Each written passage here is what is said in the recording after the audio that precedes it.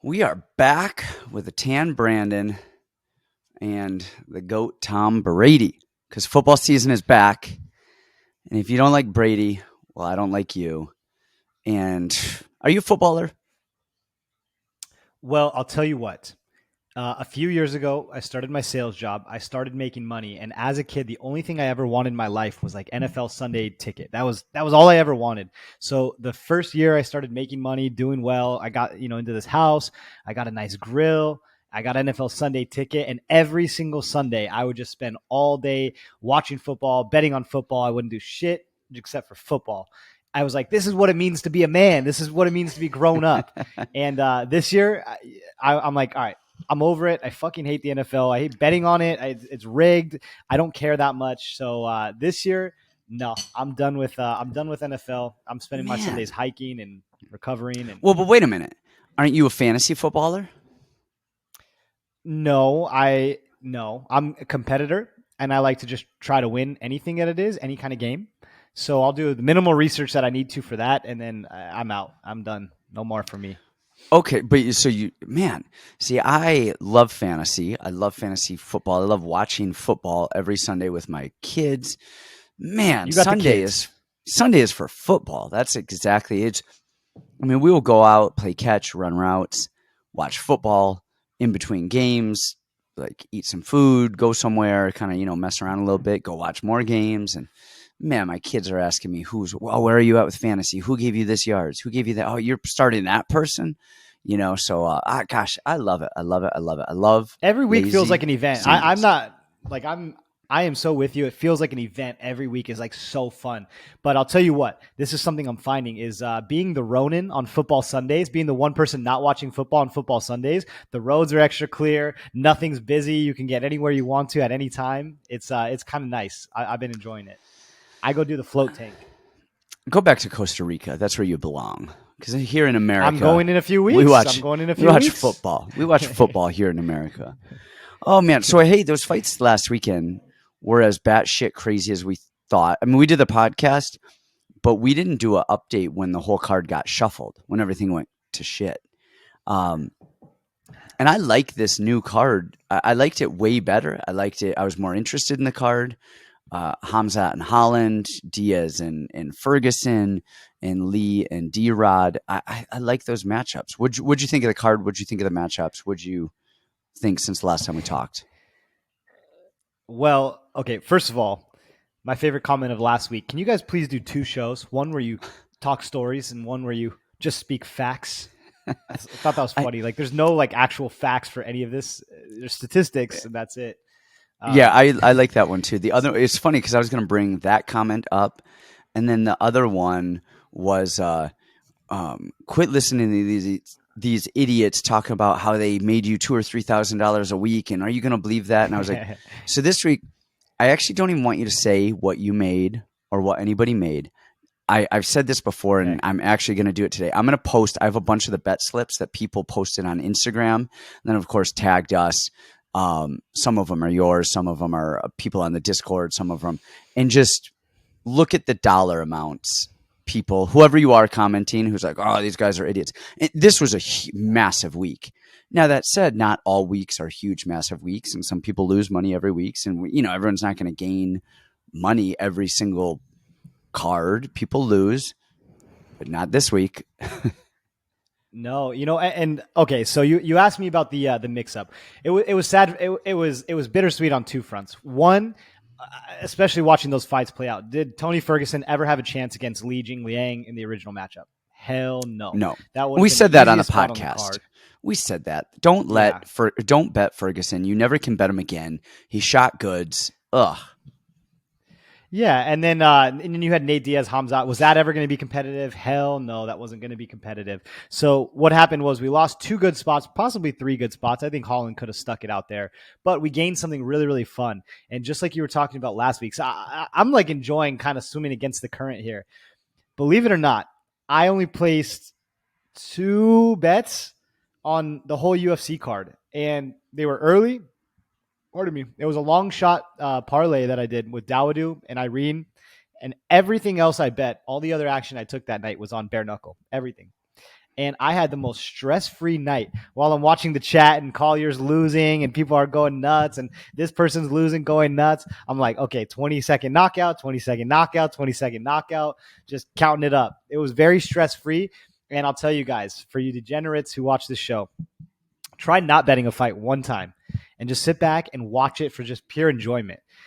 Weirdly, it's very nice. It is very nice to not be stressed out about how a fight's going or like, oh, do I need a live bet? It's sometimes good to just kick back and watch. I got to watch Nate turn his back. I thought he was about to leave the octagon, and then all of a sudden he comes back and starts throwing punches. It was great. It was entertaining. The fights were awesome. Irene Aldana, that was an amazing fight. Like, so much good stuff from this weekend. Good. Yeah, I liked it. I liked the card. I had fun. On the Discord, I think I was 9 out of 12 of my love 'em and like 'em picks. I don't even think I did love 'em picks. I think I just did money line and then overs this week. Man, it was a good card, man. Actually, I was 9 out of 12. I had 3 dogs, so I was happy about that. But I'm protesting 2 of my losses. I thought Jingling Lee won, and I thought Darian Weeks won.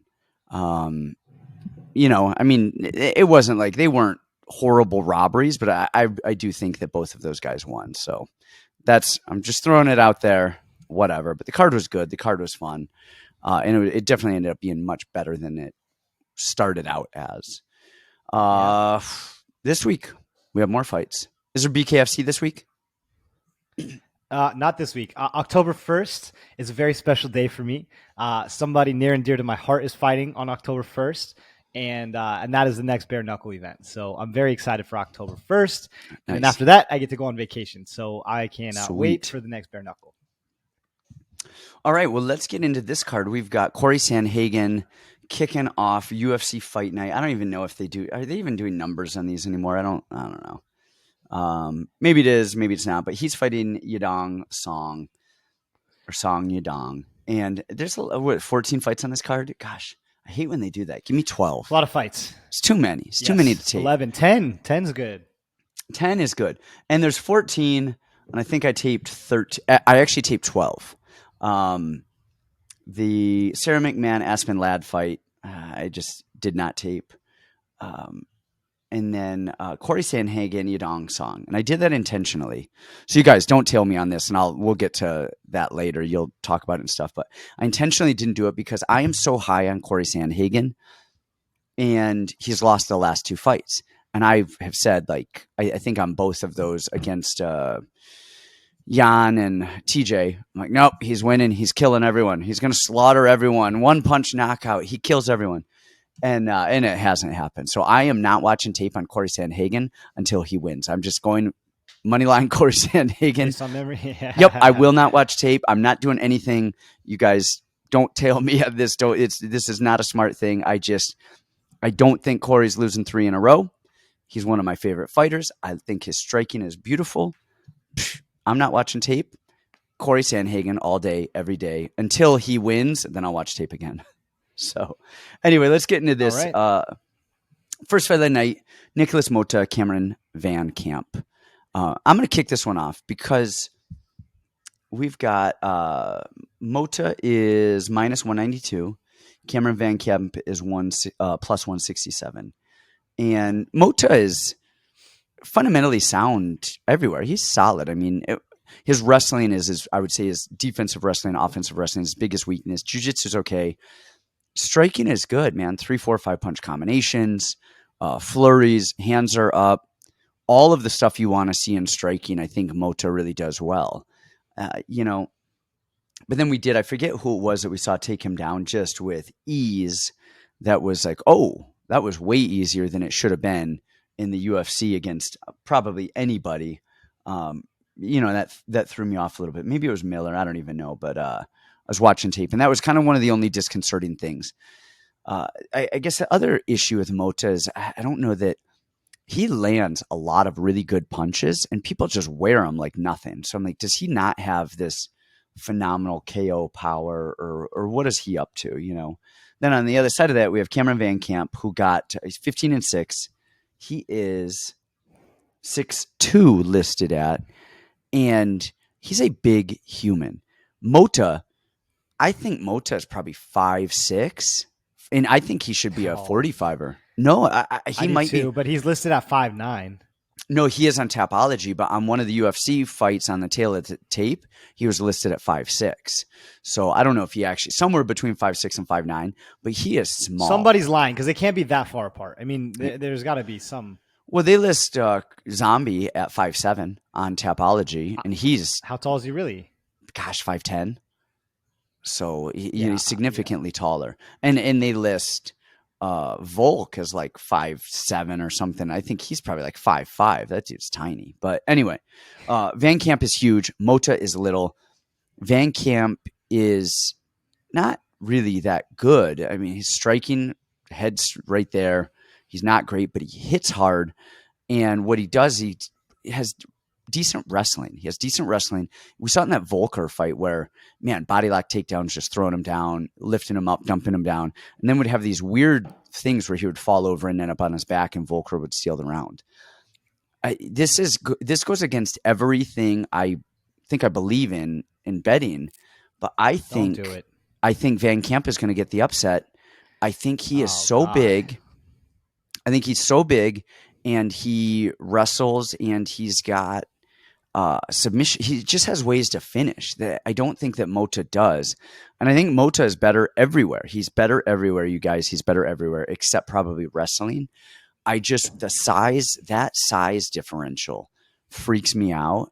And I think, hell, I mean, Cameron hurt Fiallo a little bit in their fight, kind of stunned him, wobbled him a little bit. You know, barring the weight cut is just atrocious for him. I think that size difference is going to be huge. I think Motta we will probably see drop down to 145 and have a pretty successful career there after Cameron VanCamp wins and is not very successful in the UFC. He's just fighting a tiny guy. Well, I can't think of anything better for somebody after they get flatlined than moving down a weight class. That sounds like a great, great, great idea. Man, what a brilliant idea. You get flatlined and let's try to weaken the chin a little bit more. For me, I think the theme of this week is Extreme Couture coming out party this week. We have a lot of Extreme Couture fighters, and I think most of them are going to win and probably win pretty easily. I think Motta's going to be the one. I think, I thought his tape looked pretty solid. You know, from what we saw, like he was like a shotgun. He fires crazy combos. He's fast. He's dynamic. I think there's some whispers about him at that Extreme Couture camp, and I think we're about to see it in this one. You know, he was winning the fight against Miller till he got caught. Sucked. Wasn't great. Did get dropped. But I think people are overrating VanCamp rocking Fialho. Fialho just wanted to kill that guy, just like he wanted to do with everybody. He tries to stalk you down, and you get hit when you're doing that. When you're trying to kill someone, you get hit. That's what happens. I think his striking looks completely amateurish. He's constantly squaring up his stance, hands low. He doesn't really have a rhyme or a reason for doing anything that he's doing. The size, you know, guys, come on, size doesn't matter. You know, it's about the motion of the ocean. And Nikolas Motta, I think he's the play here. I'm going to go Nikolas Motta. I think it's going to be pretty brutal. I think we're going to see 2 KO losses in a row for Mr. Cameron VanCamp.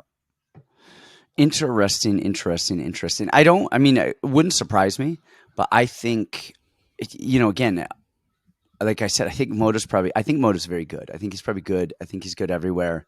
And I think it pains me to say it. I think VanCamp is going to get the win somehow. You're wrong, but I digress. So what's up next? What do we have up next? We've got Tony Gravely and Javid Basharat. Kick it off. All right. I will go on this one. I love Tony Gravely, and I'm a big hater on Javid Basharat. Now, today is Tuesday at the time of recording this, and Mr. Farid Basharat just fought. This guy looks top 5 in the UFC. I mean, he looked unbelievable tonight. I think he's the better brother. I thought I saw that on tape. I think he's the better brother. I think he's better than Javid. by a good margin. But what I saw tonight was super, super impressive, and that has to instill confidence for this fight coming up. So what I'd say about Tony Gravely, I think he's one of the most underrated guys in the UFC. I mean, every time he's fought, it's been what, 2, 3, 4 times now since we've been doing this show that he's fought. And every single time you say the same thing. Everybody says the same thing. Horrible fight IQ. He gets tired. His wrestling sucks. This, and this. And every single time he comes out, he dominates, great performance, and he wins every single time. I think he's underrated. Wait, sorry, okay? not against Nate Maness. He lost that one. Why you gotta bring up old shit? You know. I think Tony Gravely is underrated. I actually love watching Tony Gravely. I think he has some of the best open mat wrestling in MMA right now. I think his chain wrestling is phenomenal. I think he's got really, really, really heavy hands. And all that to say that I think he probably loses here. I think Javid Basharat's going to be the play. Just by the mechanics of MMA and how it's kind of evolving, I think Javid is so long and so tall, he's going to pick apart Tony Gravely on the outside. It's actually similar to the fight we just saw with Farid, right, against Alen Bagoso. That kind of strong, like in-tight boxer, throws big looping punches. I think Javid probably picks him apart from the outside, and I think he's probably got decent enough hips and counter wrestling to stop the shots of Tony Gravely. And even if he gets taken down, I see him getting back up, and then we're going to probably start to see that cardio start to come into play. So what I would say on this fight, Tony Gravely, extremely underrated. Javid, I think, is overrated, but I think Javid's going to win this fight. Yeah, like I've always been critical of Gravely, and he does so much well. There's little things that I think going to ATT and being there longer, I think he's gotten a lot better. I think a lot of his fight IQ stuff and guillotine stuff, just in general, is definitely a lot better. But I agree with you 100%. And I remember not liking Javid much more when we were watching tape on him, and then I was watching because he jams his punches and he's kind of floppy and loopy. Yeah, and then I was watching the Trevin Jones fight and that Oren Collin fight again, and I was like, gosh, he is actually pretty good. His distance is pretty good. His range is good. What actually impressed me the most about him, and what I think is going to be the biggest factor in this fight, is that when people did, and we didn't see a lot of people wrestle him, so that's actually the one worry is like you said, Gravely could wrestle him and could get him on the ground, and 100 he absolutely can. We just haven't seen Javid do it. Defensively wrestle much, so we can't go off for too much. But when we have seen him push the cage, he, with a sense of urgency, scrambles and moves and gets the hell off of the cage. So I think Gravely, who's kind of a plodding, heavy foot in the ground, moving forward, inching, I think he's going to have a hard time finding Javid. And I think Javid is just going to touch him up for 15 minutes in kind of a point karate style match. And Javid actually has decent jiu-jitsu. I could see him throwing some attacks just to get Gravely moving and scrambling and create some scrambles and get back up. But, I like Javid here. I think over 1.5, over 2.5, depending. We'll look at odds and stuff are probably solid. I think it probably is going to a decision. And I think Javid is his distance is he's better than I give him credit for. Finally, one good pick out of you tonight. All right, what do we have next? Man, we've got Mariya, Agapova, and Gillian Robertson. And I've been on Mariya a bit, especially when people, gosh, it was the Sabina Mazo fight. Everyone's like, man, she's going to get murdered. She's done. And I remember throwing that play at like plus 200 and she ended up winning. And so I've been on her. Which is a weird statement to say about Sabina Mazo, because Sabina Mazo doesn't murder anybody. Well, it was after the Shayna Dobson fight. So it was, that weird one. I thought Agapova was probably going to do better against Moroz than she did. I don't remember if I called her to win or not, but I've been higher on her in the past. And Gillian Robertson, we always say she's tough. We know what we're doing. She has some attributes, but whatever. The thing with Agapova is she just, what's going to show up? You don't know. Like we've heard the stories of her kind of being all over the place, being on drugs, switching camps, doing this, doing that. She looked great against in that Mazo fight. She looked really good. And then in her last fight, she looked out of touch with reality. I mean, her hands were wide and loopy and just got pushed up against the fence, thrown down. And it was really weird. There's nothing really spectacular that she did in that fight at all, except survive, for the little bit that she did. And then Gillian Roberts on the other side is, I'm pretty critical of her stand-up. But again, watching film right now, again, on this one, it's not good by any means, but she does an okay job of not taking a ton of damage. She does an okay job. She moves. She's got a decent chin. Every once in a while, she'll throw something a little bit decent that you're like, oh, wow, that wasn't bad. And it's not great, but she knows she's not a striker, and so she doesn't get it twisted. She doesn't pretend to be a striker when she's not. I think Gillian Robertson's pressure is going to she's just going to keep shooting and shooting and shooting and grinding and trying to find her way to the back or to drag Agapova to the ground. And I just saw that she's at the Goat Shed. Is she actually part of their team, or is she just training there with Dean Thomas? No. She's part of the team. She's out there with Azim, Asaidi, and all them. Okay. Because I actually think that's good for her because they're just crazy wrestlers, grindy. And I think that's actually what she needed is just a little bit of wrestling technique, a lot of grind, a lot of dog. And I mean, she's already a decent grappler. She's already got some dog. You add a little bit more toughness and a little bit more wrestling technique on it. And I think she's going to come in shape ready to go. And in Agapova, I don't know what the hell she's up to. So I like Robertson here for the win. What do you got? Well, you took my main point is I think the Goat Shed to me, if we're looking at this like, okay, there's three main attributes. You got striking, you got wrestling, and then grappling. I guess if you're going to separate them, those three, each of them only has one really strong suit, right? Agapova is going to be the better striker, good striking, and then Gillian's going to be the good grappler. We're critical all the time of jiu-jitsu and MMA. I'm really, really high on Gillian's actual jiu-jitsu. She's a very good back taker. She's really, really, really slick. She'll use transitions to come up to the top. She just finds a way. She is very, very good jiu-jitsu black belt. I'm very impressed by her. But her bridging the gap is the wrestling. And she's almost on the Mackenzie Dern kind of train right now where she has to like pull guard or do something really tricky to get it down to the ground because her wrestling is so poor. Now, the only thing that scared me just a tad bit was Mariya stopped that first shot from Moreau's. She looked really, really strong in that clinch. But I think you're exactly right. With the cardio problems that she has showed in the past and just kind of her willingness to eventually quit in fights, I think Jill is kind of the opposite. She might have less talent, less strength, less physical attributes, but she really wants it. Like she just will keep going, even when it doesn't look like she has it. So my main point was going to be the Goat Shed. I think that's a really, really positive thing. I don't know where she was training before. It might have just been with Dean solo in a small gym or something.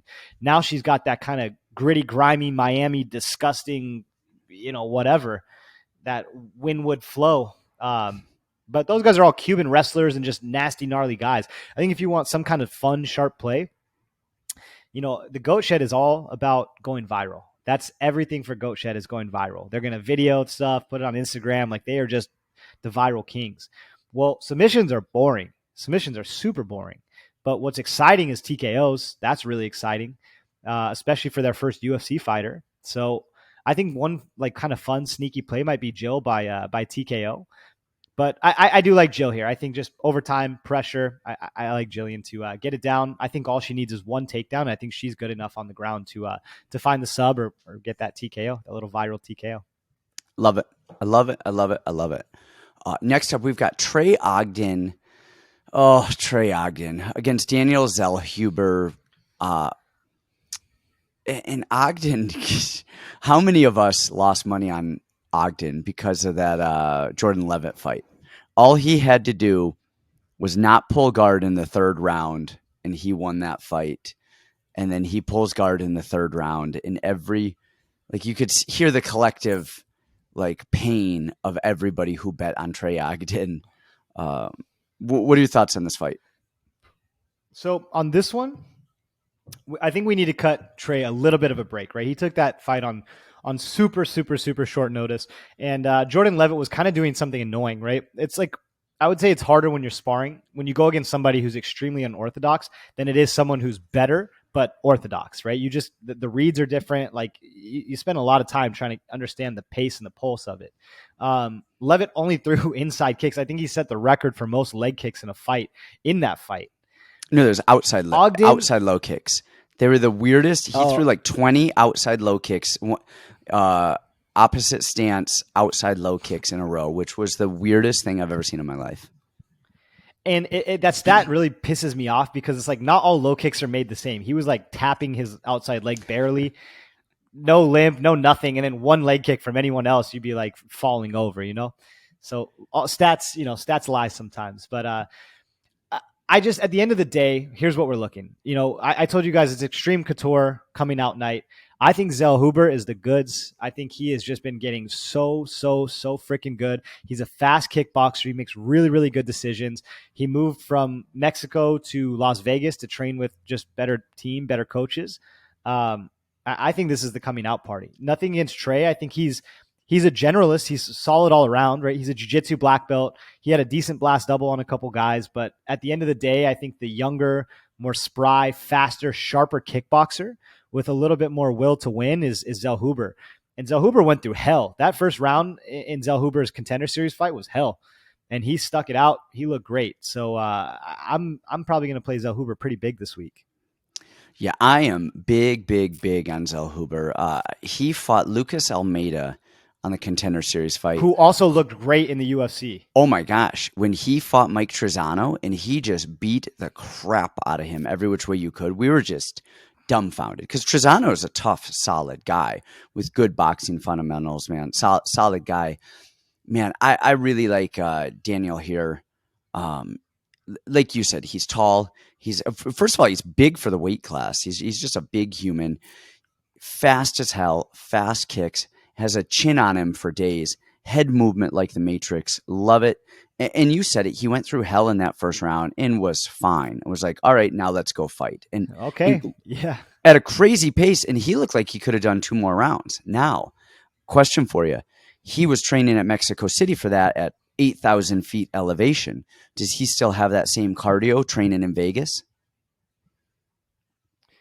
I would imagine. So. I mean, you're right. It's definitely an advantage to train in Mexico City. But when you have that kind of cardio, you can do that kind of cardio anywhere at 3 5-minute rounds. I think he's going to be fine. And he knows really how to fight. I'm really impressed with this kid. He does. And he had some good takedowns in that fight, some good throws. I think that might be my pick of the week. I mean, I don't know. We'll have to go through and look. But, man, I cannot see him losing this. And I'm really big on him in this spot here. This feels almost scary though, because this seems like the spot that everybody this week is like all on. And, I don't believe in like the scripts or the conspiracies and all that stuff, but it's scaring me just because how many people like it. And I love it. I'm like, what am I missing here? Not that Trey is bad. Like he's not, mentally ill or anything like I usually like to bet against, but it just feels like so much love is on Zellhuber. It's just a little scary for no reason. Well, it's scary. It was that way last week on, who was it? Almeida over Turkaji or whatever his name is. Was it that way? Yeah, and Almeida was minus 800. Yeah. So what are you talking about? Exactly. Well, no, that's exactly it. Is I think they just people haven't seen Zellhuber enough to know that he should be minus 800 here. And I think that was the play that. I mean, like of course Almeida's winning in round 1 submission, but every once in a while those things blow up, and then that's what you're worried about. This one, I don't think is going to be the one to blow up. So I think Ogden's tough, but even so, I know you said that he took that fight on short notice. Yes, he did, but he was right in the middle of training for another fight that was the following week. So he was in camp training and going. Adrenaline is a thing. First time UFC jitters are 100% a thing. But fight IQ, you know what pulling that fight guard. Reminded me of? What's that? Because he was just so tired. This reminded me of like Saif Saud. Him talking to Fernie Garcia. Yep. And just be like screaming at him like, do not fucking be tired. Do not fucking be tired. And he was like, oh, okay. And then still was tired and pulled guard and lost the fight. Yep. Yeah, he was just dead tired. Shot, pulled guard. That's a wrap. So, I mean, I think Ogden is good. I think he's decent. Man, Zellhuber is just on a different level. I love him. I think he's phenomenal. Yeah, that's it. All right. Next up, we have Loma Lookboonmee versus Denise Gomis. Go Oh, you ahead. know, What do you have on I this actually one? didn't tape this one. I missed this one. Okay, I love I me got some this. Loma, but yeah, let me know about Denise. I have not seen her fight. Okay, well, let me say this. Denise. Okay, I really wanted to say, like, man, Loma is going to be lock of the week because when it comes down to it, Denise is not great. She's not technical. She's not fleet of foot. She doesn't move very well. Doesn't have great takedown defense. But man, this girl can fight. She just fights.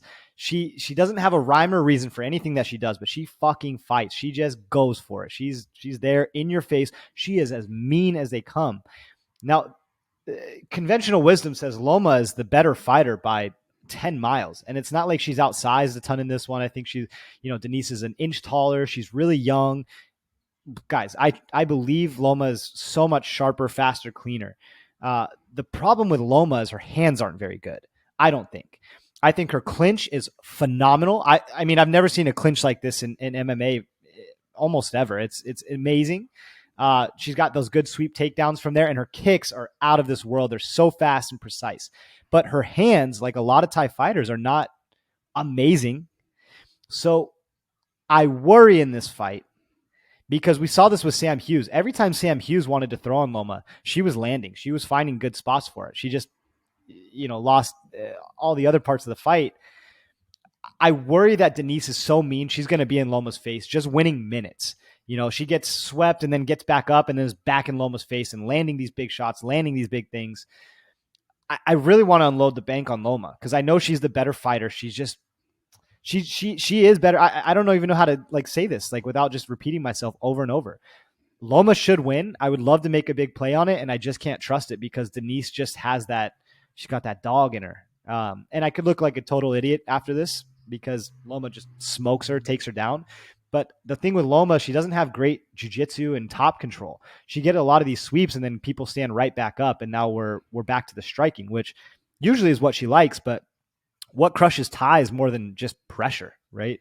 And that's what Denise offers. So my pick here is going to be Loma. I think she's going to find a way because she is that much better. But man, to unload the clip and make this like a lock of the week would be a mistake, I think. Let me just add one thing about Loma right now. She is at Bang Tao. And Bang Tao, so if you guys know your Muay Thai over there, Tiger Muay Thai came around years ago, and it was kind of a joke of a kickboxing community, and it was like the MMA gym, over there. And then eventually it got built up to be a somewhat decent, reputable program, and then it became a very good program. You've got guys Fiziv over there, Peter Yan over there, Brad Rydell over there, who were coaches at some point and stuff like that. But then Bang Tao came along. Gosh, and I forget the brothers who own that, but they are solid, American. I think they're American, European at some point, but solid guys over there. And now who else is over there is Weili Zhang, who has been over there. She did her last camp there. She's been over there for a while. And her coaches are over there too. And they're starting to get a lot more, almost like Tiger Muay Thai. They're getting a lot of just high level UFC fighters there, especially the Australians, the New Zealand guys coming through there. You're getting a lot of the Europeans going through there, and even some of the Americans going through there as well. I mean, they're really getting a lot of people. So, talking about her hands, talking about that, I would not be surprised to see a lot of improvements from her because she's at just a really reputable camp right now with a lot of other coaches. And I bet you she's going to have access to more boxing and more MMA sparring than she has in the past. Are you telling me to max bet Loma? Because I'm down to do it. I will do it. Loma. I will do it. Well, I mean, you figure she's sparring with Weili Zhang, I'm assuming all of the time, or working with her, and other girls coming through there in boxing. So why wouldn't her hands get better? Even if she weren't training them, by just sparring that many more people who are going to be throwing punches at her, I'm assuming she's going to have a better answer, at that level. All right, everybody, go max bet Loma then. I endorse it. All right, next up, we've got Sara McMann, who is older than a dinosaur, against Aspen Ladd. How old is Aspen? gosh, 27. Okay, so she's nothing crazy. Man, Lad is a weird fighter because she is. I think was it the Dumont fight that we just said. Yeah. Dumont was going to win, not for it being good or doing anything, but just having heavy hips and Aspen Ladd not being able to get her down. And you said that. I actually thought Aspen was going to win that fight. And then, man, was I wrong. Yeah, but she's not bad anywhere. I just don't know how she really wins. She's there. Do we know where she's training? I don't even know where MMA Gold Team. Is she the one where her coach is like, never mind. Yes, it is that. I have a feeling I know what you're saying. Yes, it is that one. But anyway, she's got some wins early in her career. Lena Landsberg, Tanya Evinger, Sajara Eubanks, which is actually probably one of the better ones. She got hit once by Jermaine Durandamy and was out. She beat Yana Kunitskaya, lost to Dumont, and lost to Pennington. She is a grappler who can't wrestle. She's, it's almost like Gillian Robertson, but Gillian Robertson finds a way to win, even if she can't wrestle. And Gillian Robertson's better. She's sneaky, but Aspen Ladd is there. She doesn't take a horrible amount of damage. But on the other side of they have Sara freaking McMann, who is an actual wrestler and who can wrestle, and it has gotten better over the years. I think her jiu-jitsu has gotten better, and I have never been big on Sara McMann. She competes now. She competes all the time in jiu-jitsu competitions. Is that what's going on here? Okay, that makes sense because she has improved significantly. I think Sara McMann is going to win. She's going to win a wrestling match. She's going to win a jiu-jitsu match. She's going to win a wrestling match. This is not going to, even if it does take place standing, I don't think either fighter is really good enough to really do too much. And I think Sara eventually is going to get takedowns, and it's going to be a grappling match with probably not even too many strikes on the ground, but that's my thought. I think we're the outliers. I don't know if you did or not, but I know last time when she fought Carol Rosa, the entire world was on Carol Rosa, and I said, she got these big fat hips. Yeah, you were on. She ain't getting up when Sara gets her down. You were on McMann. Yep, you were on an island alone, and I thought Rosa because Sara McMann just makes such bad decisions and just can find a way to lose, and she looked really good in that fight. But here's the read, and I'll tell you what, guys, plus 360 on Sara McMann is a lot better than plus 123 on Sara McMann. Thanks to our sponsor, betonline.ag, and go use code SDMMA. We'll match your deposit. The plus 360 was way sweeter. At the end of the day, what we're talking about is an Aspen Ladd who has potential. She's got some skills, and she's really grindy and kind of in there, but is a complete head case. And whoever knows what's going to go on with Aspen Ladd these days. Like, she's missing weight. She's not throwing. She's not even fighting sometimes in the middle of fights. Like, who the hell knows with her? But she's in the prime of her career. She's 27 years old against 42-year-old Sara McMann, who, sometimes has cardio issues and got little things here or there. If we're looking skill for skill, I don't think this is a close fight. I think Sara McMann is the better fighter. Even standing, I think Sara McMann's stand-up has actually gotten pretty good over the years. She knows what she likes, jabs, big overhands. She's a clean striker, I think. And then she's got the, Olympic silver medalist wrestling, which, give or take in MMA, it's whatever in MMA. But I think her actual jiu-jitsu is really, really good too. Just like I was saying, I think she's a purple belt and she competes a lot. But you can see the way that she moves. She shoots Darce chokes. She's always doing control, back takes. She looks great. And I bet her big in the Juliana Pena fight, which to this day pisses me off. But you got to also consider Juliana Pena is squirmy. She never gets tired, and that's how she beats girls. Is she squirms and squirms, makes you work really, really hard, and then she comes back and finds a way to win. Well, Carol Rosa wasn't that girl. She got those big hips. She ain't getting up. And I think Aspen Ladd is not that girl either. She's not that same wiry, guard playing, kind of heel hooking type. She's pretty stiff. She's actually kind of similar to Sara McMann in a way, just kind of how her body construction is and that. So I'm going to trust the stronger, better wrestler, better grappler, Sara McMann. I think if she gets her down, she's going to be able to control her for 3 rounds, at least peel off the first 2. And as long as she doesn't get finished, I think we're okay here. Just Aspen's inability to throw and realize that she's down in a fight is pretty alarming. So I'm going to take the better skill for skill at dog money, even as an old woman. I like it. I like it. I like it. And at plus 123, it's not the best odds you've ever seen, but it's not minus money. So I think, especially at plus money, right. I think that is, I think it's almost a steal. And yeah, I don't even think we mentioned a little bit earlier. If you guys haven't, check out the Patreon, check out the Discord and our show notes. We kind of just got right into stuff today, but yeah, definitely you guys make sure that you do that. And we will, if you sign up, betonline.ag, like Brandon just said, 50% sign-on bonus for your first deposit, and kill the bets. All right, you guys. So Trevin, Giles, Lewis, Cosce, what do you got? And actually, I don't care about your thought on it. First, I want to know how do you say his last name? Cosce? Okay. We'll go with Cosce. I don't care that much. Okay. I'll keep this really short.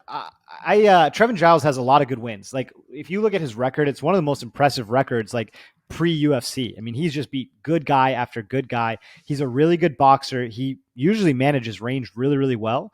I think Trevin Giles got a lot of skills. I really do like Trevin Giles, and it makes me sad that sometimes they use him as a feeder to see if a prospect is really a prospect. As you would say, on the other side of things, we have Luis Cosce, who technically is not good. He is so square every time he punches.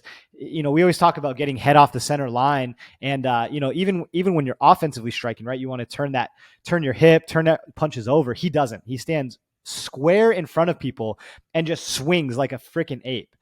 Being said, he hits hard. He throws with some heat, and they're straight punches and they're fast punches. But the cardio leaves a lot to be desired. At the end of the day, I think this is a volatile fight to play with. I think the best play here is obviously doesn't go to decision. I think somebody's getting finished clearly. Cosce death gassing and Giles finishing him late, or Cosce finishing Giles early with those big heavy punches. But for me, skill for skill, Trevin Giles is the much better fighter. I think he's going to jab Cosce into oblivion, and I think he can get that late finish. So I like Officer Giles here. I actually like both of those calls. Trials. Giles for the win, and that it doesn't go the distance. I think we've seen Giles before just go out there and shoot right off the bat.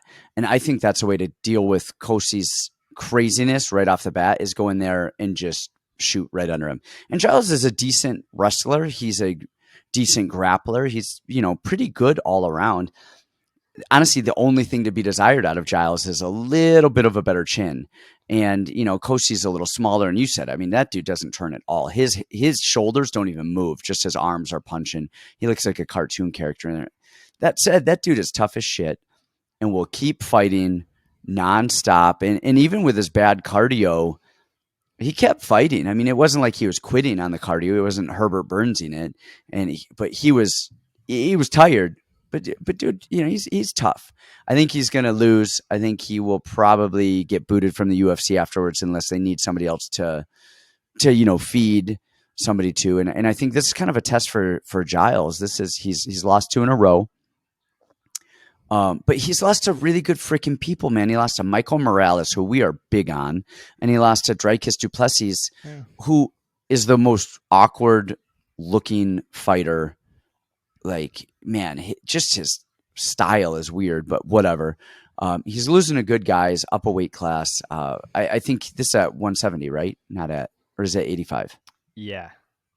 I think it's 70.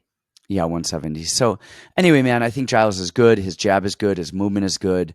I think he gets a little bit too comfortable in there, which is why he gets hit the way that he does.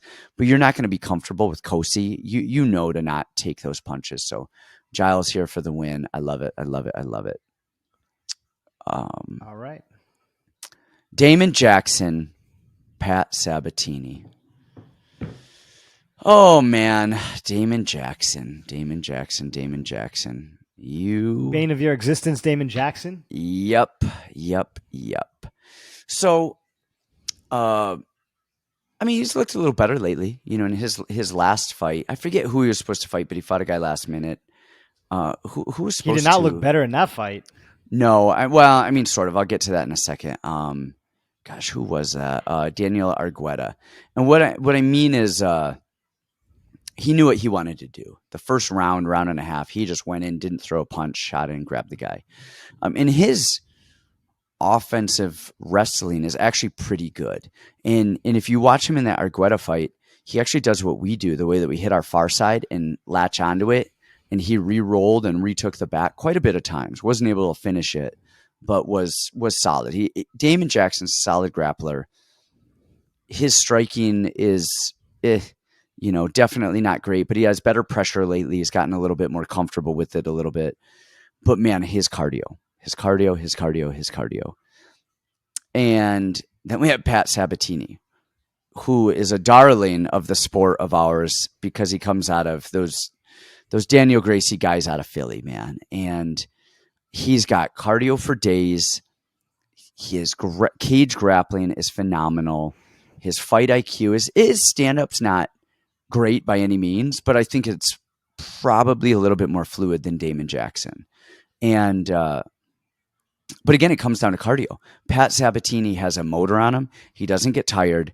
Damon Jackson is going to want to grapple. That is going to tire the shit out of Damon Jackson. And Pat Sabatini, I think, is just going to cruise around. At Bet Online has Damon Jackson at plus 160 and Pat Sabatini at minus 185. That may as well be plus 2 billion because I think that is good, solid money.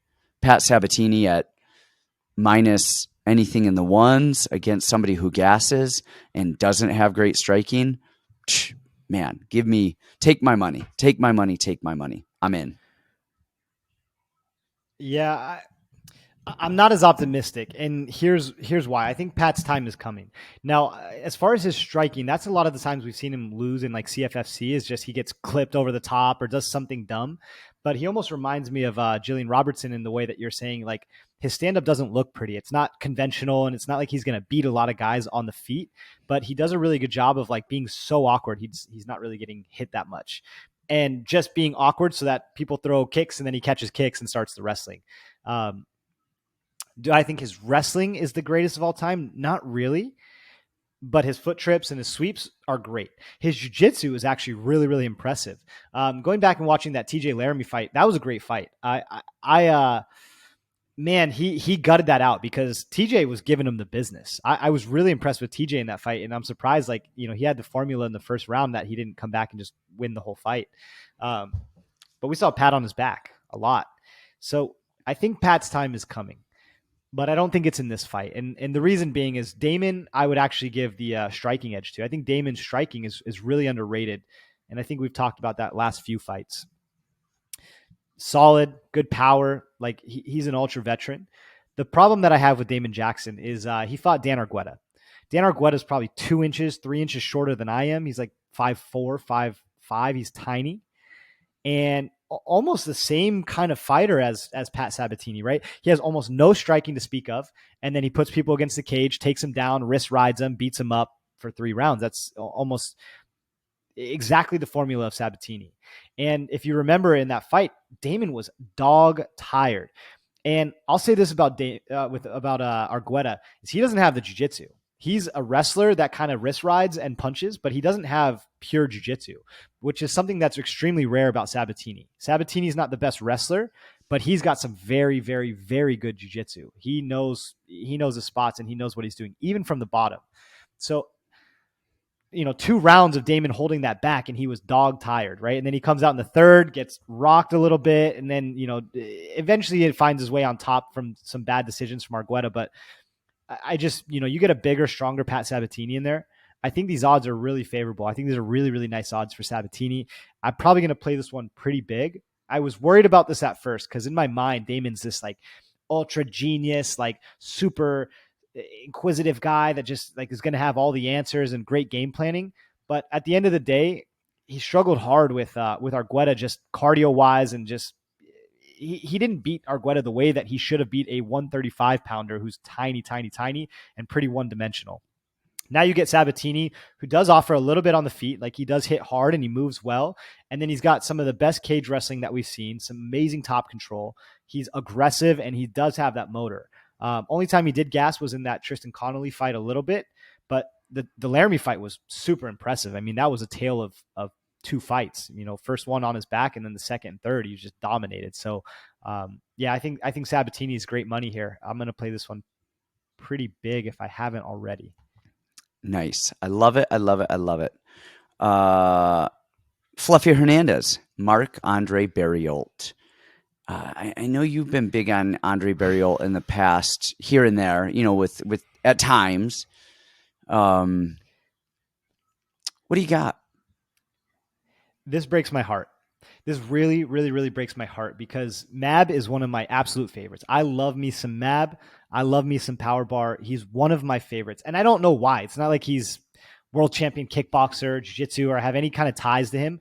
I just love his grimy, in-your-face style. Like, it's how I want to fight. I love his clinch work. His clinch punching is some of the best stuff that I've seen, where he just grabs that neck and just throws uppercuts, and people don't expect it. And he's very, very good at it. That being said, I can't fall for it on this one. And the reason that I'm saying that is, for some reason, I had it stuck in my head that he was this amazing offensive and defensive wrestler, where at the end of the day, he's really not. And just like we were talking about with the wrestling and jiu-jitsu thing, that is Fluffy's wrinkle, is he's good at cage wrestling, actually. I'm really impressed with his cage wrestling. Good at cage wrestling. And then he's got very good jiu-jitsu. Like, he rolls for Darces and Anacondas, and he knows his positioning. He's very good at jiu-jitsu. And that's a rare mix. And I think that's kind of the next evolution of MMA, is guys who can wrestle really well, but also can control you, not one or the other, like we see very often these days. The biggest thing for me, the announcers always talk about Mab and say how amazing his cardio is. I am not as impressed by his cardio as a lot of people are. I think this is kind of like what we talked about with a few guys like JP, right? He knows he's going to go push an insane pace and get tired, but he knows that the other guy is going to be more tired than he is at the end of each round, right? And that's how I always kind of view Mab, is he does get tired. It's not like he's invincible and is like a marathon runner, but he's fighting big 185 pounders that swing bombs at him. He's got a good chin, keeps his hands up, and then they're just more tired than he is. And then he looks like a cardio freak because he's doing slightly more output.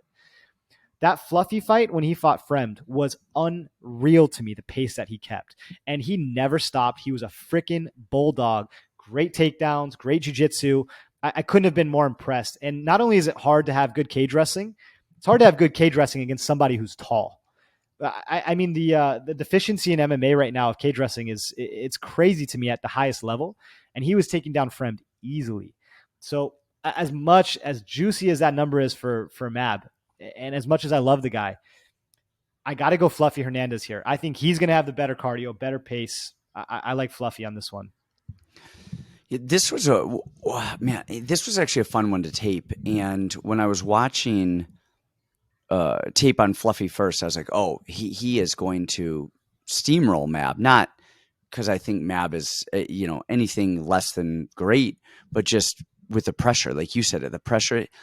What I love about Fluffy is, I mean, his cage wrestling, don't get me wrong, is great. What makes his cage wrestling great is his chain wrestling. He chain wrestles gorgeously. He will shoot, take people down, or even snap a guillotine. Go back, you guys, and watch so many fights of his that he gets a head and arm or front cover, guillotine type of position. And then as his opponent is pulling their head up and out, he shoots right under it and goes right back for the legs. He does that so many times, and he will shoot. Usually you see guys shoot, they don't get the takedown, they wait a little while, it tires him out. He shoots, and then he shoots, and he shoots. And man, he took down Park just at will 100 times. I mean, man, he is taking so many guys down. And then we saw it in the Fremd fight. He got into some bad, tricky situations, and he got back up. We saw it in the Rodolfo fight. Man, Rodolfo Vieira had his back and taking him down and mauling him, and he survived and was good. What I worry about though is so right off the bat, I was like, all right, this is a Hernandez win, done, easy, we're going. Then I'm watching. What you thought off the bat? I watched Fluffy first. So I was watching Fluffy first, and I was watching tape on him, and I was like, oh man, I love it, I love it, I love it, I love it, I love it. But then I was watching Mab. And you made a good point. One, I don't think his cardio is phenomenal. I mean, I don't think it's bad by any means, but he doesn't push the pace. And so even if his cardio is the best in the world, he doesn't push the pace to force people to fight him really, unless he's in those clinch hockey fight type positions. In that type of stuff, he does and he goes. But otherwise, he's kind of like, I mean, he presses and Just he's in your forward on the face. outside. Yeah, he presses and he's in your face, but he is not doing a lot. He counters a lot. I mean, he's fine, but his cardio is not there. The volume is not there on the striking side. But you mentioned it, he does get taken down, but he pops up pretty quickly. He does a good job of getting back to base, back up, and going. Sorry, if I can, that's actually what worries me the most is watching a couple of those exchanges where he does get taken down and then he's just giving up his back. That's day one stuff, and that's where I worried the most because I was like, he's just so slow and unaware as he stands up. Yeah, no, I agree. I 100%. Yep. He just is. He does a good job of getting up for wrestling, but he exposes his neck and leaves a lot open in the jiu-jitsu world. But he does pop back up and he's down to fight. He's solid. My issue after watching it, and I don't even know if it's an issue. My question was that Fluffy's body is weak, and his striking. I like his volume of striking. He throws a lot, but he gets hit a lot and he opens his body. His fundamentals of boxing are not phenomenal. And what I'm wondering, especially in those hockey fight type positions, if he pops back up once or twice and they're hockey fighting and he eats a knee, is he going to crumble? Can he handle the toughness of Barriault? Where I think with Fremd and I think with even Park, these guys, they're kind of backing up, trying to not get taken down. They're trying to move away. Whereas I think Barriault's not going to shy away from a gunfight in that clinch. And can Barriault win a little bit more in those positions than Fluffy? And that's where I was going with it. Then my final answer is no. I don't think he can after watching again. I think Fluffy wins. I think even if it goes to a decision, I just think Fluffy's volume is going to be enough to, if he gets a couple takedowns, even if Barriault pops back up, I think that coupled with his volume, I think for Barriault to win this, he's got to put Fluffy away. And Fluffy's hard to put away. And really, we've only seen him in the UFC put away twice, both of which were body shots, though. So a kick from Perez, that was a Darce. He ended up choking him out, but that was because he got kicked, and that was the beginning of the end there. And then a short little left knee from Kevin Holland. So maybe, I do like Fluffy here, but not this isn't my parlay anchor because I worry about his body and that durability of that body a little bit. All right. Then next up, we have Tanner Boser versus Rodrigo Nascimento. Oh, is this me or is this you? Do you feel? I think we kind of do the snake draft. Every time you end it, you start it, and then it's back and forth. So go ahead. Got this it. One. Man, I like Boser. As a whole, he's fast. He moves well. He's got he jabs, dips, throws that overhand. He's punching people in the back of the head while he's facing them a lot. The biggest thing I can say about him as a heavyweight is holy shit, he is fast. He's fast. He's fast. He's fast. He's durable. Actually, I wish I had the clip because I was going to say the best thing I liked on his Latifi fight in him was actually, did I send you a clip of that earlier, a video? Because I meant to send it to you and I don't know if I did. It was actually Latifi caught a kick, used the kick as a single leg, ran the golf swing, dumped him on his ass. It was actually one of the nicest takedowns I've seen in a long time. But so that was my favorite part of that Tanner Boser fight was him catching a kick and getting taken down. Now, he went to a decision with Gane. He went to a decision with Arlovsky. Went to a decision with Latifi.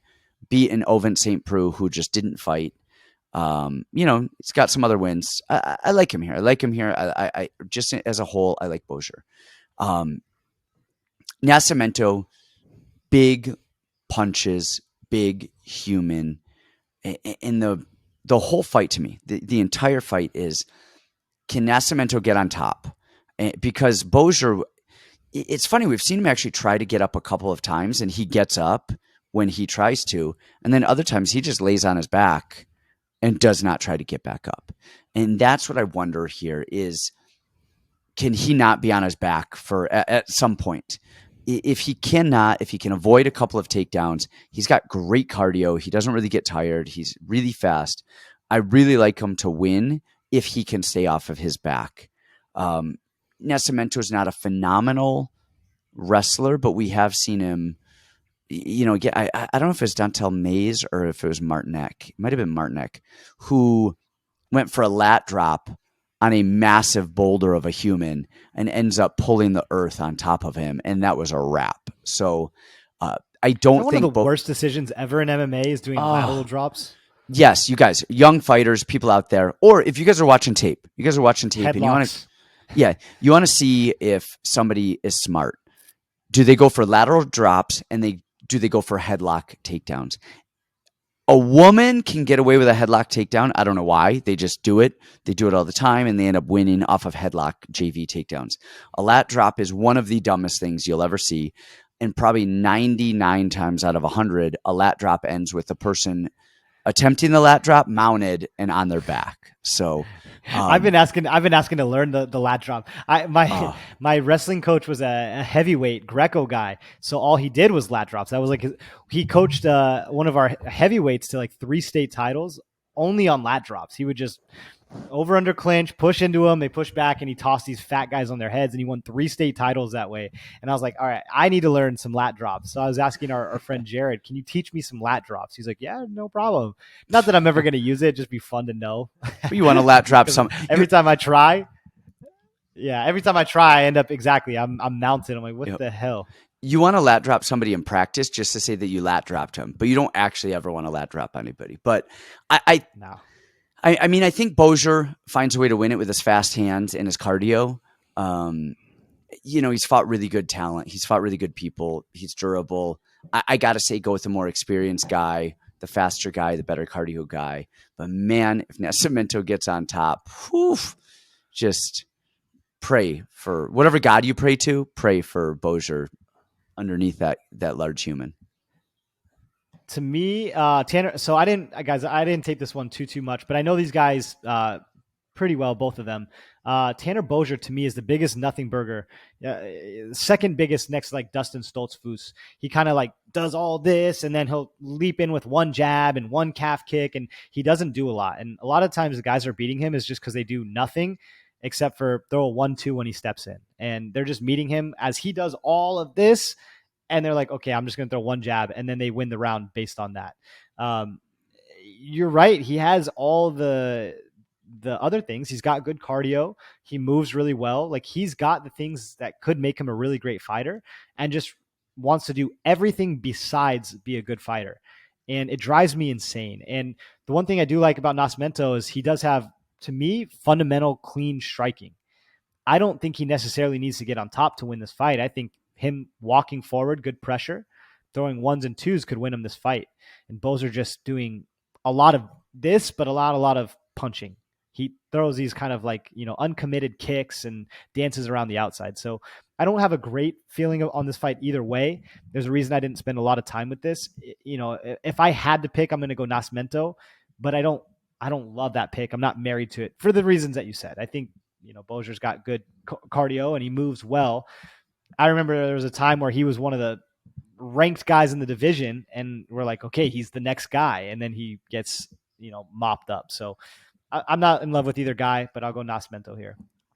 Yeah. I'm glad you mentioned that because I actually forgot to. His output is he moves and does a lot, but doesn't ever do anything. But that said, he's fighting guys who aren't aggressive. And I think Nascimento is going to force him to fire. And I think he will want to try and do the nothingness on the outside. But I don't know if he's going to be able to with Nascimento in his face swinging, which will be interesting. But yeah, I'm not big on this pick at all. So, I mean, you guys do your own research. If you love this, go for it. But yeah, this is one of those where I could see Boser doing really well and then just getting taken down and mauled. And so I don't know. It's not an interesting fight too much either way. Right. But what do we got next? Alen Amedovski and Joseph Pfeiffer. Okay. Tell us about It's Amidovsky. my Tell us turn to about lead this Pfeiffer. one off. Yes. Yeah, this is the most linear fight on the card to me. Joe Pfeiffer is really really good to me. I think he's the goods. For you guys that were in the Discord, I was really really big on him when he fought Contender against Ozzy Diaz when the whole world was on Ozzy Diaz, and I said no guys, let's keep betting Pfeiffer. I think he's very very very solid. I think his striking is really clean, and we saw that in the Ozzy Diaz fight. I mean, clean jabs, clean straights. He's very defensively aware. I think his grappling is excellent. And then you look at Amidovsky. Every commentator about him is he's this tightly wound ball who just explodes, and that's a pretty easy read in fights. We even saw Joseph Holmes make that read easily. Kraus kept going up the middle, and then boom, flying knee or through a knee and put him out. I think Pfeiffer, outside of a crazy round one blitz, Alen Amidovsky has bad cardio. He's got a horrible ground game. I think Pfeiffer is better in a million places. And I think this is going to be the easy win. I mean, I'm going to bet on the better fighter, and it's not saying anything groundbreaking with the odds here, but I really do like Pfeiffer a lot. I am looking for, let's see, Bet Online. I'm looking for Pfeiffer inside the. Damn it! The odds are even worse. So Pfeiffer to win is that goes to the distance, no action. Okay. Joseph Pfeiffer to win inside the distance on Bet Online is minus 285. I mean, that's a steal. That's Feels like a money line bet. That's so just go ahead and take that's that. a money line bet, you guys. Pfeiffer inside. I mean, Brandon, you said everything that needs to be said on that. Amidovsky is not the one. Pfeiffer is very good everywhere. Big, strong, solid. I mean, bet it. Honestly, you guys, get on minus 285 before that goes, to minus 485, because I love Pfeiffer here. Alrighty. Next up, we have Andre Fili versus Bill Algeo. Where are you going with this one? Oh, man. I'm always against Bill Algeo. I feel like it doesn't even matter what I think. I have to go against him, but you're going to lose every time. I know. Algeo he's good. He's good. His distance is good. He's got that karate stance. He has really good cardio. His defensive wrestling is not phenomenal, but he does a good job of getting back up. His defensive wrestling has gotten better lately. We've seen him lacing the legs, going in between the legs and lifting people up, shoving the head down, kind of going chest lock type stuff. We've seen his defensive wrestling get better recently. We've also seen him get his back taken. We've seen him mounted. We've seen these things. And then he ends up on top. Like you said about, I think it was Pena, he's squirmy. In Bill Algeo is squirmy. He's just a squirmy fucker. And then Andre Fili, I've never been big on either. And watching Andre Fili back, he's actually better than I remember him being. And he's not a better technician. He's a better fighter. He's got this awkward, weird stance. Most of you guys out there don't know, but Cody Heward. Doesn't he look and spar like Cody Heward with these like weird, like kind of like just his body frame, and he just is awkward. He moves weird. I think a lot of his success standing is his reach. He's got a 75-inch reach at that division, and I think that alone offers a weirdness for people. His wrestling's not amazing, but he gets some takedowns, and he'll time it well, and he does that. His jiu-jitsu, again, nothing amazing, but he times it well, and he fights okay. Like he fights above his technical abilities. That said, I'm not wowed. And then again, on the other side, you've got Bill Algeo, who is just, I mean, honestly, he does a lot of stuff really well. And I looked at the Ricardo Ramos fight as a comparison to see like kind of a taller, skinnier guy and how he handled it. And Ramos is just technically really good. And he kept hitting those inside trips and I think it was an unfair comparison to look at. But man, that's how he was losing by wrestling. I don't think Feely is going to wrestle him that much, and I don't think he's going to. I mean, I don't know how many inside trips Ramos hit, but it must have been 3 or 4 or 5. I mean, I don't see Feely hitting those type of takedowns on Algeo. I think this is close. I think Algeo. My only knock on Algeo for this fight, anyway, is he doesn't finish. He doesn't finish people. He doesn't finish people. I think his one finish in the UFC is Herbert Burns quitting to exhaustion. Like, I don't know if you can count that as a Algeo finish. Whereas Feely does know how to finish. He's got that killer instinct. My worry here is that just something late happens. That, if it happens to Algeo, I don't see it. He's so defensively sound. I think he wins a decision here. I think Algeo wins a decision. And yeah, I'm not crazy gaga over that because I wish I could see Algeo finding a way to finish, but I like it. That's where I'm at. I'm going with Algeo, and watch the one time I do, Feely's going to upset me. No, don't say that. You just said so much without actually saying anything, and there's not much to say on this fight. Algeo is just. I said a lot. I'm breaking these guys down. I'm breaking down. He's good and he's not good. No, I'm breaking down the stuff that they do. The stuff that they do, Brandon.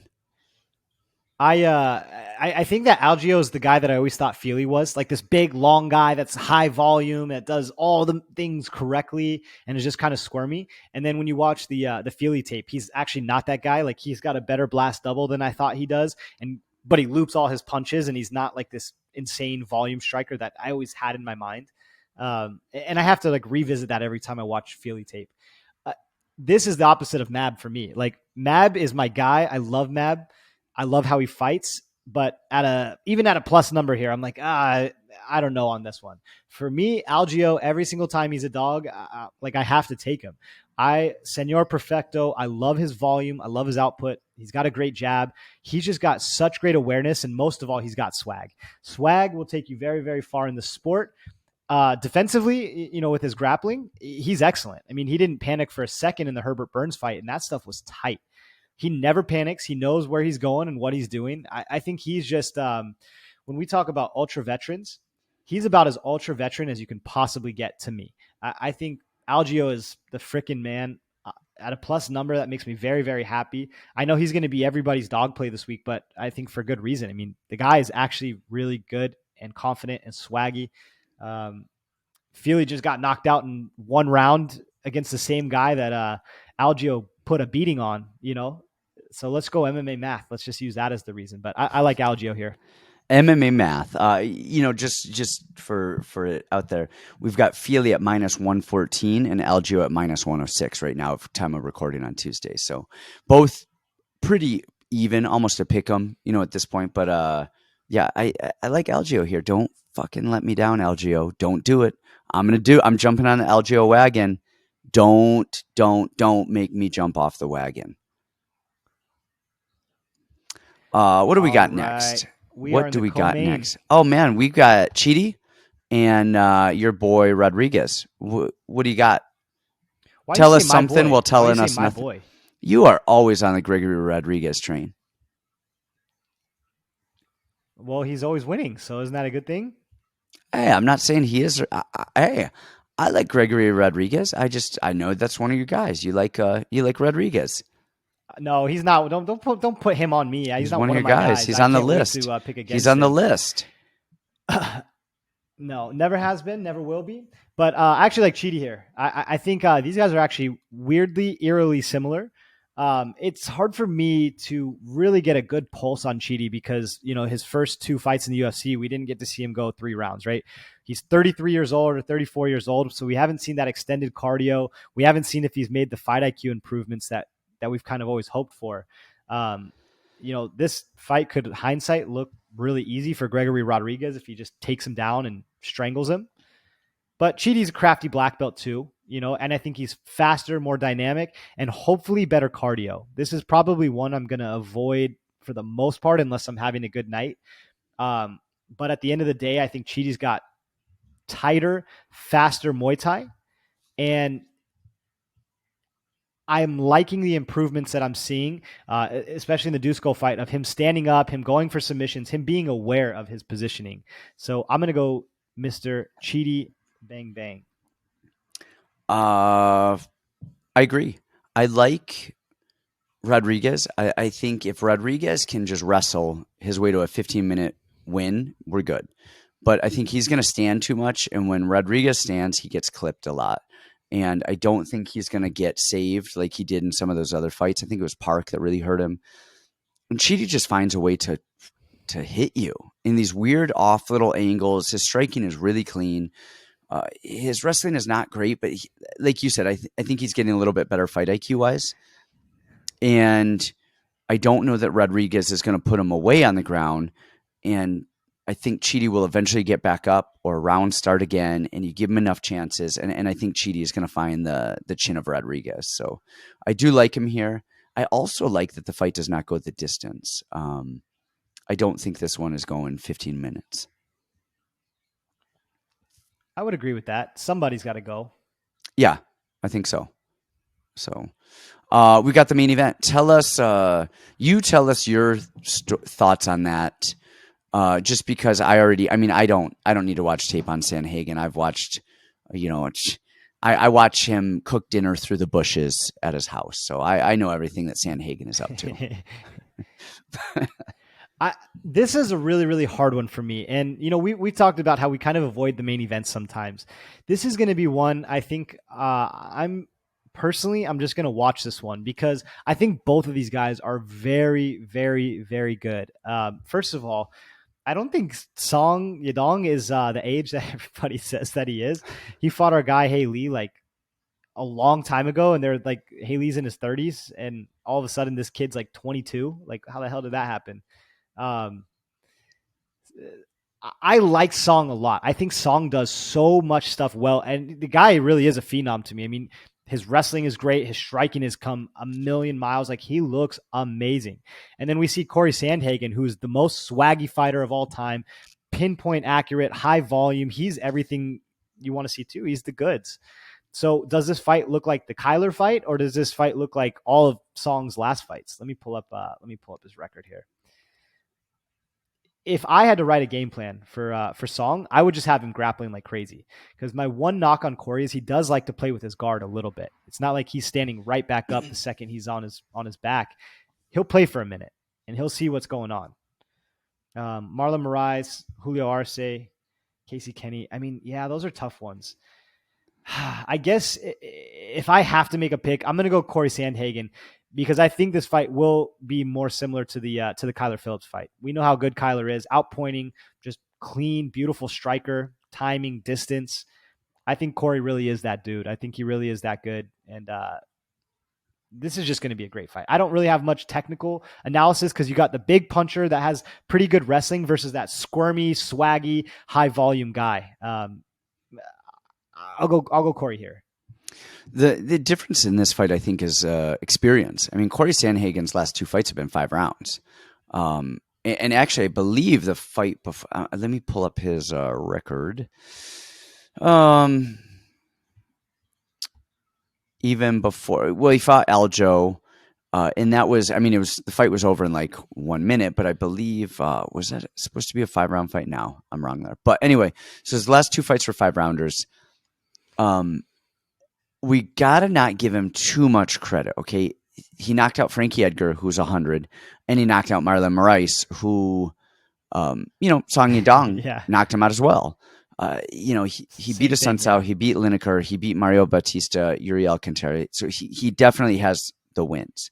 Now, I mean, he lost a split decision to TJ Dillashaw, which I thought he won that fight. Man, I thought he won that fight. Gosh. And I know that I know why people don't think he won that fight, and I'm not arguing. It was the cage control. And it was a lot of that cage control was given to TJ by CORY throwing 500 spinning attacks. And every time he did, TJ just stepped in and took his back. And that's fine in round 1 and 2. But then he kept doing it round 3 and 4 and 5. He just kept doing it. And that really got to me. I think Yadong is going to definitely come out striking a lot more. I think he's going to be a little bit more energetic, a little bit more nervous because of being a big main event like this. Like I said, I'm betting Sandhagen until he wins blind, no matter what. And when I say betting, I actually don't even know if I'll actually bet this fight because, like you said, this is a really close fight. I really bet main events. You don't bet main events very often either. They're so close, and then you add 5 rounds in, which is just wild. You know what I mean? You throw that into the mix. I'm going Corey, but holy crap, man! Honestly, the wins might be in Yadong's favor, right? I mean, Marlon Moraes, Julio Arce, Casey Kenny, Chito Vera. I mean, I think those are more impressive than Sandhagen's wins in the UFC, which are Frankie, Marlon Moraes, Rafael Assunção, John Lineker, Mario Bautista. So I love me some Cory Sandhagen. Hopefully he gets it done here. Yeah, let's go. Let's swag on. We like Cory, man. You guys, right. So thanks as always. If you guys don't like and subscribe to our channel already, freaking do it.